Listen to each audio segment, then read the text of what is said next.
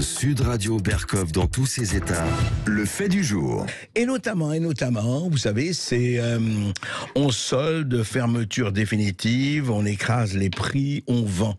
On vend quoi? Et on vend l'industrie française à la découpe. Vous allez me dire que c'est pas nouveau. Oui, mais enfin, ça devient quand même très préoccupant au moment où on ne parle que de réindustrialisation, entre autres.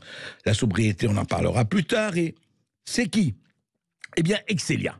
Après Péchinet, après Arcelor, après Alcatel Submarine, et évidemment, en vedette, le rachat de la branche énergie d'Alstom par General Electric en 2014, qui va être acheté d'ailleurs, mais c'est un autre problème. Excelia, effectivement, une entreprise remarquable basée à Pessac en Gironde, conçoit, fabrique des composants électroniques de haute technologie pour des marchés industriels comme l'aéronautique, le spatial, la défense, le médical et le ferroviaire. Et on apprend effectivement que les États-Unis, une firme américaine, va racheter Excelia, le groupe Excelia, un groupe de plus. Alors Marie-Noëlle Lienemann, bonjour.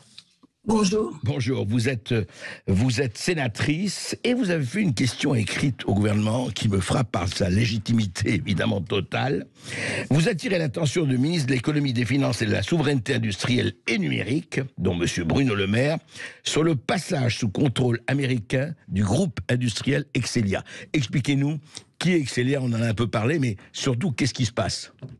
Alors, c'est une entreprise française à l'origine, qui est une vraie pépite, notamment technologique, dans un certain nombre de secteurs de semi-conducteurs, oui, mais aussi dans d'autres éléments. Elle travaille pour la défense, les Rafales, elle travaille pour Ariane, elle travaille pour Airbus, mais elle travaille aussi pour tout ce qui concerne les IRM et les radars. Vous voyez, je vous donne le champ, c'est très large. Oui, c'est très large, oui. Et très importante, entreprise importante. On peut considérer que c'est stratégique pour la France. Oui. C'est d'autant plus stratégique qu'on est en train de nous expliquer que les semi-conducteurs, il faut reconquérir notre souveraineté industrielle, et nationale et européenne. Tout à fait. Alors, qu'est-ce qui s'est passé? Déjà, vous voyez, c'est le premier problème, c'est que souvent les mauvais coups, ils se préparent à l'avance et on ne les voit pas. Ouais. Dès 2015, Excelia a été racheté par des Anglais, par un fonds anglais. Ouais. Ce fonds, alors à l'époque, les Anglais étaient encore dans l'Union. Dans l'Europe, oui, dans l'Union européenne, absolument. Même pour ma part, j'étais déjà très réservée. Mais à cette époque-là, c'était Emmanuel Macron qui était le ministre de l'économie, et il n'a pas déclenché la procédure dite Montebourg, vous savez, oui, qui est un décret qui permet qu'on empêche la vente d'actions françaises dans des secteurs stratégiques. Ouais. Donc, c'était pour une part propriété des Anglais. Les Anglais ont voulu vendre. Quand ils ont voulu vendre, il y a manifestement eu des propositions françaises du fonds, dont je ne sais plus le nom, mais c'est un fonds français, ouais, avec du patronat français qui s'est regroupé, et on peut s'en féliciter. Ce fonds a fait une offre financière qui était inférieure à l'offre des Américains. Les AICO américains, oui. Oui. Voilà, et je ne sais pas par quelle absurdité on n'a pas été capable, le gouvernement, de voir avec ce fonds français comment on pouvait les mettre en situation d'acheter correctement cette entreprise stratégique. Mais c'est ça que, juste Marie-Noëlle Lienemann, excusez-moi madame la sénatrice, ça que je ne comprends pas. Vous dites effectivement, quelle absurdité, mais enfin, à partir du moment où tout le monde sait, vous le savez, et d'autres le savaient en tout cas au gouvernement et ailleurs on le savait, que c'est un élément stratégique important, essentiel, qui compte, et les semi-conducteurs, etc. Apparemment, le gouvernement, à ce moment-là, n'a rien fait dans les transactions, ne s'est pas occupé de ça, en disant c'est le marché. Enfin, bon. Sans doute, je ne sais pas. Ouais. Mais pour vous dire vrai, c'est d'ailleurs le problème qu'on ne sache pas. Et c'est d'ailleurs pourquoi, indépendamment de ce cas où j'espère, il semblerait, quand je lis un journal spécialisé, qu'enfin le gouvernement essaie de regarder comment rattraper le coup, ouais, puisqu'on avait déjà connu des trucs du même ordre avec l'entreprise Photonis. Oui, exact. Mais ce que se révèle, c'est l'incurie française et notamment de ce gouvernement, mais pour être franche, ça a été bien avant, bien sûr, l'incurie française à faire ce qu'on appelle de l'intelligence économique. Ouais. Il y a bien un service à Bercy. L'intelligence économique, c'est quoi? On voit que des gens veulent acheter des entreprises françaises ou qu'on est menacé, ou parfois, comme pour les sous-marins australiens, qu'on est en train de nous faire des coups bas par derrière. Il y a des informations qui remontent. On arrive à le retrouver. Simplement, on n'est plus coordonné. La seule cellule qui s'occupe de ça, c'est une petite cellule à Bercy, qui est enfermée dans Bercy. Avec ses propres logiques financières, ça va nous coûter cher, dû les machins. C'est pourquoi j'ai par ailleurs déposé une proposition de loi, et je sais que j'ai des collègues de tous bords politiques qui approuvent cette idée, qu'on arrive à constituer auprès de la Première ministre un véritable service d'intelligence économique qui coordonne, hiérarchise les problèmes et qui ne laisse pas seulement Bercy, voire dans certains cas la défense, et ça, s'agissant de la défense et des secrets qu'on peut tout à fait légitimement comprendre, et qui sont en situation qu'on réagisse au bon moment. En France, on attend le dernier moment. Alors, nos législations ne sont certainement pas suffisamment protectrices, mais deux, même avec les législations qu'on a, on réagit trop tard. Voilà l'importance de, premièrement, j'espère que le gouvernement va se ressaisir dans ce dossier. Oui, la vente n'est pas encore accomplie, la vente n'est pas encore faite. Alors, théoriquement, si, mais il semble quand même qu'on ait des capacités de renégociation. D'accord. Je ne suis pas dans le secret de la négociation économique de cette affaire. Mais on l'a vu dans Photonis, on a réussi au dernier moment à se raccrocher aux branches, et je l'espère. La deuxième chose, c'est donc de faire un grand service d'intelligence économique qui d'ailleurs doit mobiliser aussi les régions. Parce que cette fameuse entreprise-là, elle bénéficie de tas de fonds publics à juste titre. France Relance ou France 2030, les régions ont financé des programmes, etc. Alors on peut dire, finalement, est-ce que c'est grave? Il y avait les Anglais, on va mettre les Américains. Comme je vous l'ai dit, je n'étais pas fanat de mettre les Anglais. Mais les Américains ont une autre stratégie que les Anglais.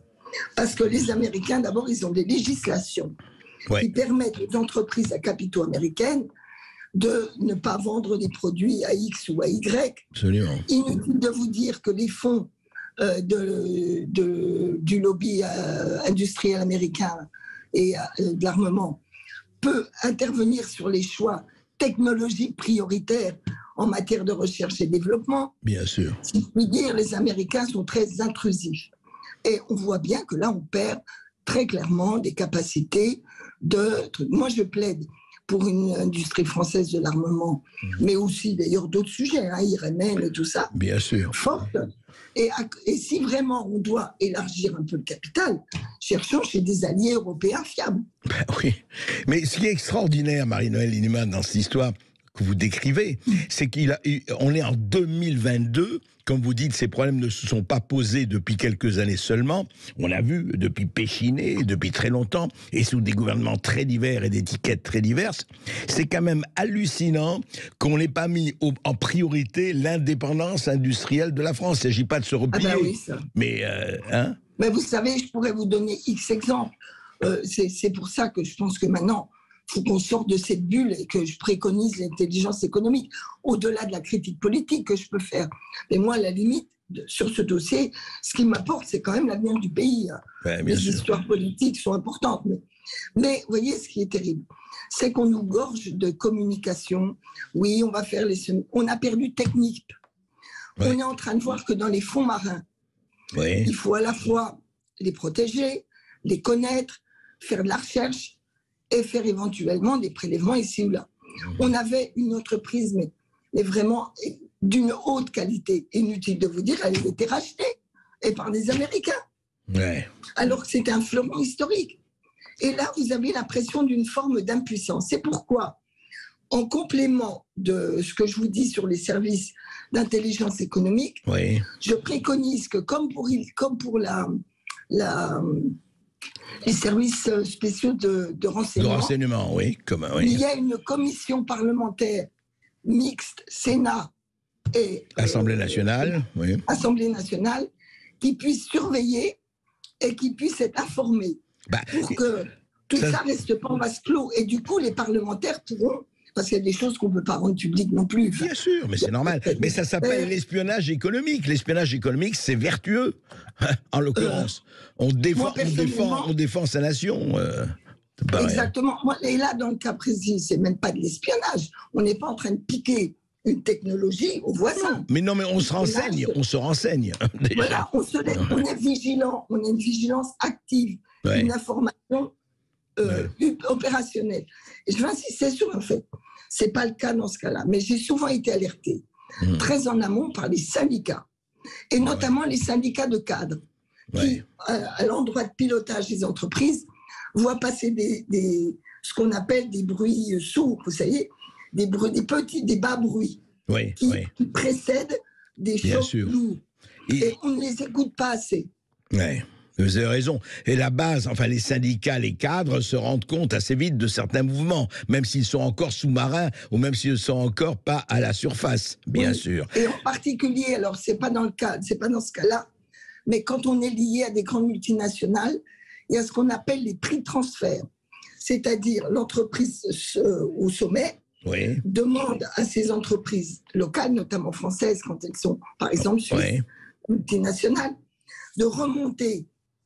Vous voyez, elle fait payer des prix de siège, des frais de siège à ces boîtes décentralisées.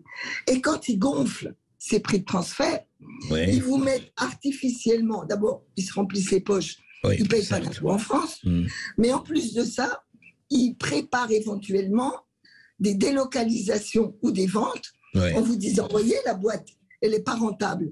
Mais elle n'est pas rentable artificiellement, si je puis dire. Oui, je comprends. Oui. Il faut un billard à 3 bandes et entre-temps, ils empochent la différence.